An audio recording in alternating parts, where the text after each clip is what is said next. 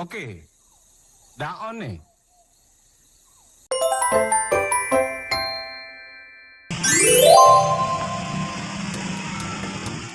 Assalamualaikum warahmatullahi wabarakatuh. Perkenalkan, nama saya Rizky Hidayani. Saya dari kelas 12 MP1. Di sini saya ingin menyampaikan materi tentang disiplin pegawai. Materinya lanjut.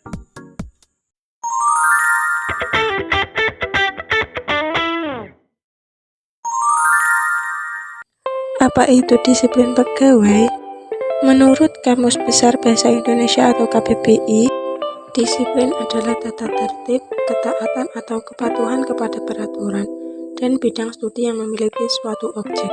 Sistem dan metode disiplin dapat disimpulkan sebagai sikap terhadap peraturan dan ketetapan perusahaan yang ada dalam diri pegawai, sehingga menyebabkan seseorang dapat menyesuaikan diri dengan sukarela pada peraturan dan ketetapan perusahaan. Apa tujuan dari disiplin pegawai? Tujuan dari kegiatan disiplin pegawai adalah mendisiplinkan pegawai agar dapat mencapai tujuan setiap pekerjaan yang dilakukan dalam rangka mewujudkan tujuan lembaga atau perusahaan, agar semua pegawai yang ada dalam perusahaan tersebut bersedia dengan sukarela mematuhi setiap tata tertib yang berlaku. Disiplin Pegawai Negeri Sipil atau PNS telah diatur dalam Peraturan Pemerintah Nomor 53 Tahun 2010 tentang Disiplin Pegawai Negeri Sipil. Menurut Alfred R. Latainer 1983, indikator dalam disiplin pegawai yaitu sebagai berikut. Yang pertama, disiplin waktu. Yang kedua, disiplin peraturan dan berpakaian. Dan yang ketiga, disiplin tanggung jawab kerja. Apa aja sih manfaat dari disiplin pegawai? Terdiri dua manfaat, yaitu bagi perusahaan dan bagi pegawai. Yang pertama, manfaat bagi perusahaan. Manfaat disiplin kerja pegawai bagi perusahaan yaitu menjamin tata tertib dan kelancaran pelaksanaan setiap tugas atau pekerjaan sehingga dapat memperoleh hasil yang optimal. Dan yang kedua, manfaat bagi pegawai. Manfaat disiplin kerja bagi pegawai adalah terciptanya suasana kerja yang menyenangkan dan kondusif sehingga dapat menambah semangat kerja dalam melaksanakan setiap tugas atau pekerjaan yang akan berdampak pada produktivitas kerjanya. Ada beberapa faktor-faktor yang memengaruhi disiplin pegawai. Menurut Singodimedjo 2016, yang pertama, besar kecilnya pemberian kompensasi. Pegawai cenderung akan mematuhi segala peraturan apabila pegawai merasa kerja kerasnya mendapatkan imbalan yang sesuai. Kedua, ada tidaknya keteladanan pimpinan dan perusahaan. Pimpinan perusahaan dapat menegakkan disiplin kerja bagi dirinya dan mengendalikan dirinya dari ucapan, perbuatan, dan sikap yang dapat merugikan aturan disiplin yang telah ditetapkan. 3. Ada tidaknya aturan pasti yang dapat dijadikan pegangan. Aturan yang pasti adalah aturan yang dibuat secara tertulis yang dapat dijadikan pedoman bagi pegawai dan tidak berubah-ubah karena situasi dan kondisi. Keempat, keberanian pimpinan dan mengambil tindakan. Apabila terdapat pelanggaran disiplin kerja, pimpinan lembaga atau perusahaan harus memiliki keberanian untuk bersikap sesuai dengan aturan yang menjadi pedoman bersama. 5. Ada tidaknya pengawasan pimpinan. Dalam setiap kegiatan yang dilakukan oleh perusahaan, diperlukan pengawasan untuk memastikan perjalanan kegiatan sesuai dengan standar peraturan yang berlaku.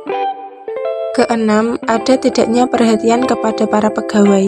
Pimpinan yang suka memberikan perhatian kepada pegawainya akan menciptakan kehangatan hubungan kerja antara atasan dan bawahan.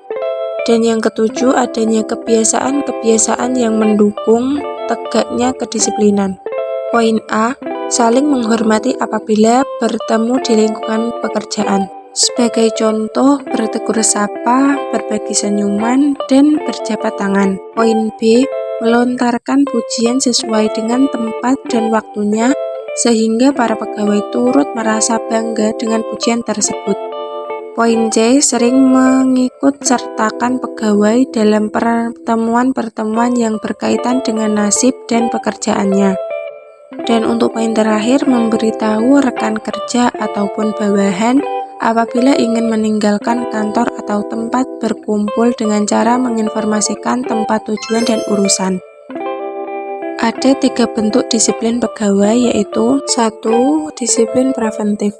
Disiplin preventif adalah suatu upaya menggerakkan pegawai untuk mengikuti dan mematuhi pedoman kerja dan aturan-aturan yang telah digariskan oleh perusahaan. Yang kedua, disiplin korektif. Disiplin korektif adalah suatu upaya menggerakkan pegawai dalam suatu peraturan dan mengarahkan untuk tetap mematuhi peraturan sesuai dengan pedoman yang berlaku pada perusahaan. Dan yang ketiga, disiplin progresif. Disiplin progresif adalah kegiatan yang memberikan hukuman-hukuman yang lebih berat untuk pelanggaran-pelanggaran yang berulang. Jenis-jenis hukuman disiplin pegawai. Tingkat dan jenis hukuman disiplin dalam PP Nomor 53 Tahun 2010 tentang Disiplin Pegawai Negeri Sipil Pasal 7. Yang pertama, tingkat hukuman disiplin yaitu sebagai berikut: 1. Hukuman disiplin ringan, 2. Hukuman disiplin sedang, dan yang ketiga hukuman disiplin berat. Dan yang ketiga, jenis hukuman disiplin ringan yaitu sebagai berikut: 1. Teguran lisan, 2. Teguran tertulis, dan ketiga pernyataan tidak puas secara tertulis. 3. Jenis hukuman disiplin sedang yaitu sebagai berikut: 1. Penundaan kenaikan gaji berkala selama 1 tahun, 2. Penundaan kenaikan pangkat selama 1 tahun, 3. Penurunan pangkat setingkat lebih rendah selama 1 tahun. Dan yang keempat, jenis hukuman disiplin berat yaitu sebagai berikut: 1. Penurunan pangkat setingkat lebih rendah selama 3 tahun, 2. Pemindahan dalam rangka penurunan jabatan setingkat lebih rendah, 3. Pembebasan dari jabatan, 4. Pemberhentian dengan tidak hormat atas permintaan sendiri sebagai PNS, yang kelima pemberhentian dengan tidak hormat sebagai PNS. Menurut Sondang P. Siagian 2008, 2 jenis hukuman disiplin dalam lembaga atau perusahaan. Yang pertama, pendisiplinan preventif.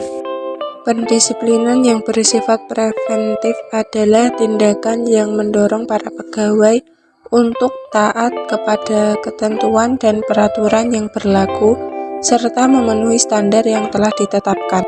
2. Pendisiplinan korektif. Pendisiplinan yang bersifat korektif dilakukan jika ada pegawai yang secara nyata telah melakukan pelanggaran atas ketentuan atau peraturan. Pegawai tersebut akan dikenakan sanksi indisipliner. Telah menyimak materinya, semoga bermanfaat. Wassalamualaikum warahmatullahi wabarakatuh.